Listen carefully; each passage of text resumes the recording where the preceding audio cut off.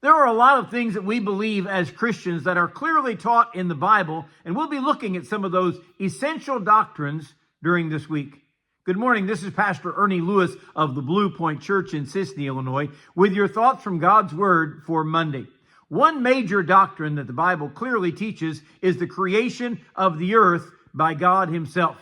In Genesis 1:1, He says, "In the beginning, God created the heavens and the earth." Now, that seems to be such a simple statement, but it's just the beginning of the universe that we now live in. The Bible informs us that the earth was actually without form and void. There was darkness on the face of the deep, and God's Spirit was hovering over the face of the waters. It is hard to imagine this planet's humble beginnings before God touched it supernaturally. I mean, everything about this planet seems to point to intelligent design. Not only at its beginning, but even an intelligent sustainer that is working supernaturally to keep things going. I know there are many in our world who believe that man is destroying this planet, but I believe that God is still working there to sustain it. By the way, the other teaching that we cannot miss is that Jesus Christ was also the creator. In John 1:1, in the beginning was the Word, and the Word was with God, and the Word was God. All things that were made through Him, without Him was not anything made that was made. These verses remind us that Jesus was not an afterthought. He was not some sort of created being that God could use to redeem man from his sins. Jesus was fully God in the beginning, and He was an important part of the creation of the universe. With all those theories out there about our world, like the Big Bang Theory, which has so many holes in it, how does an explosion occur when there's really no matter to explode? How does an explosion place matter into being when we all know that explosions actually wreak havoc on everything in their path?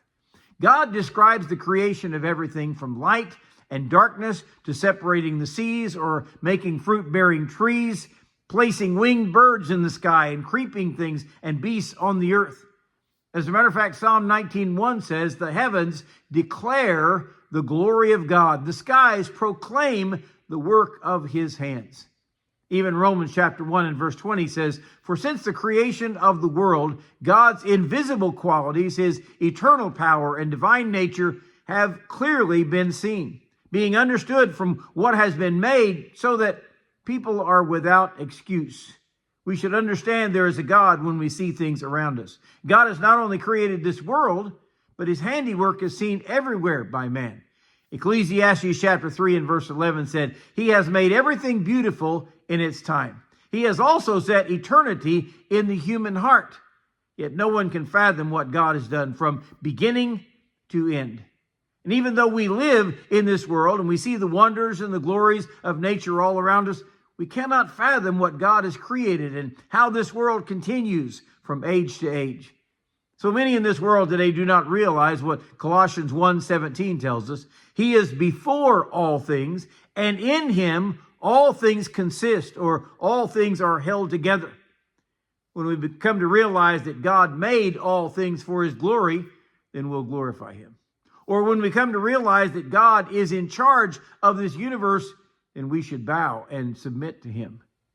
And when we see what God has done to create in me, then we should come to praise and worship Him with our lives every day.